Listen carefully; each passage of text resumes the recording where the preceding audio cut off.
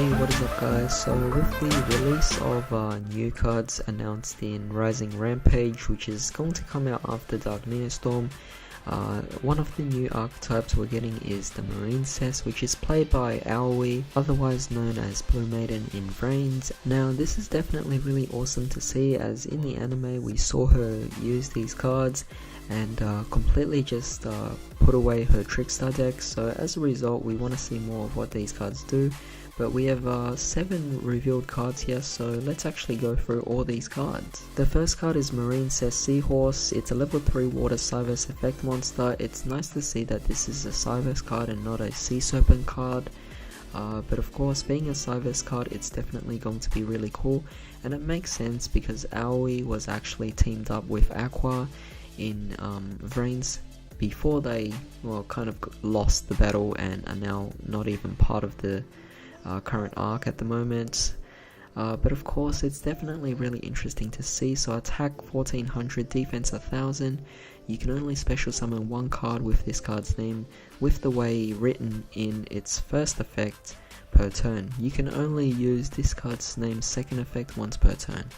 First effect, you can special summon this card from your hand to your zone a Marincess monster you control points to. Second effect, during your main phase, except during the turn this card was sent to the graveyard, you can banish this card from your graveyard, special summon one water monster from your hand to a monster zone a Marincess monster you control points to. So definitely nice here. I hope that this isn't a generic engine that can actually boost up Mermails.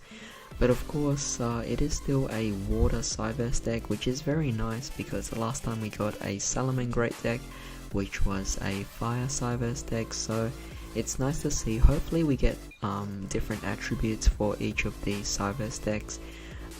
It will definitely be really cool to see if they do that, but right now this would be the second one, being that it's aside from Yusaku or Playmaker's own deck, which doesn't really focus on a particular attribute, I definitely think the Marincess being water is a nice change compared to the Salamangreats. The next card we have is Marincess Sea Star, level 2 water Cyberse effect monster, 800 attack, 400 defense.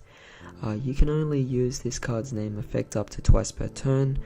You can send this card from your hand to the graveyard, then target one Marincess monster you control. It gains 800 attack until the end of this turn. Basically just a hand trap really, but of course being one of the first few cards, it's most likely going to be played in the deck. Now moving on to the Link monsters, we have Marincess Blue Slug, Link 1 Water Cyberse Link effect monster, 1500 attack and points to the bottom.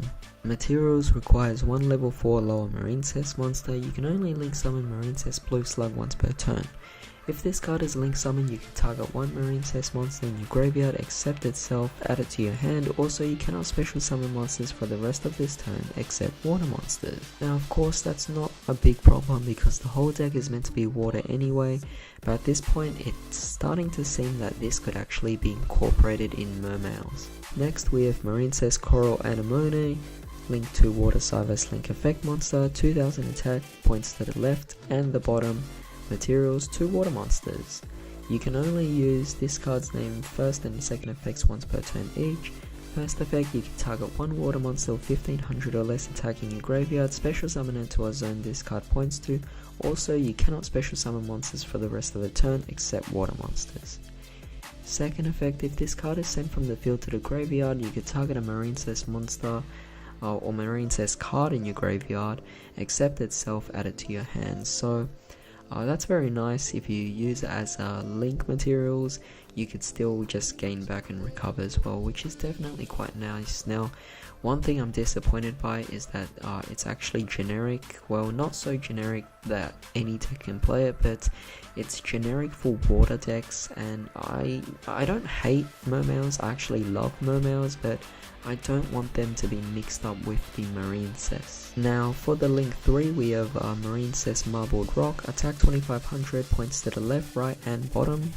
Materials 2+ water monsters. Again, it's generic for Mermails, which I really don't want to see.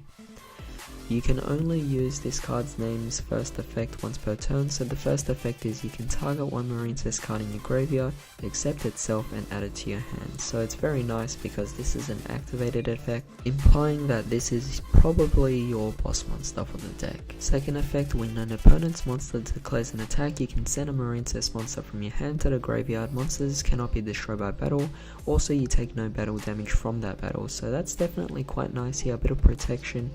But again, very disappointed to see that this is generic for water monsters. Now of course the two main water decks I'm thinking of right now is Mermails as well as Necros, which is kind of making a return now after the recent ban list. And with that, it seems like Marincess is going to be played more so as an engine and not as a pure archetype, which of course I'm a little sad to see. Now for some support, we actually have Marincess Wave, a normal trap card. If you control a Link 3 or higher Marincess monster, you can activate this card from your hand. If you control a Marincess Link monster, target one face-up monster your opponent controls, negate that monster's effects until the end of this turn. In addition, if you control a Link 2 or higher Marincess monster, all face-up monsters you control become unaffected by your opponent's card effects until the end of this turn. Not a bad card. It's really nice to see that it can actually be activated from the hand, but it seems like trap cards are actually becoming more common like this. I mean, I don't know if Konami's just trying to make things a lot more faster, but I do like the whole theme of being able to just set my traps and just activating them.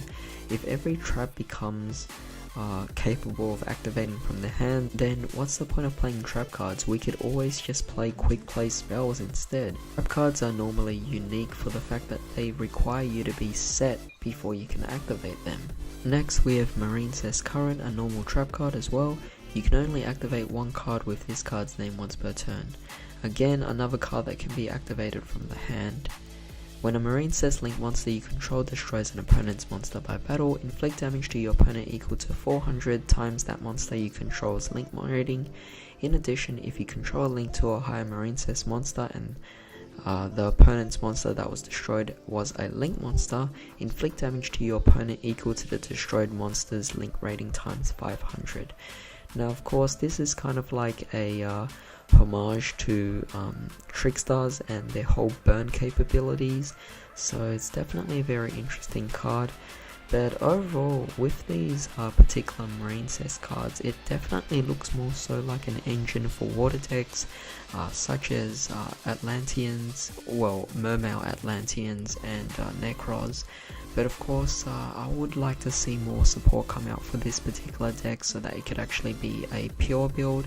But in the meantime, I guess we'll just have to wonder what else we could actually get here. But in the meantime, tell me what you guys actually thought about this. Do you actually think that this could be a pure archetype, or do you think it's just something that people will splash into other water decks?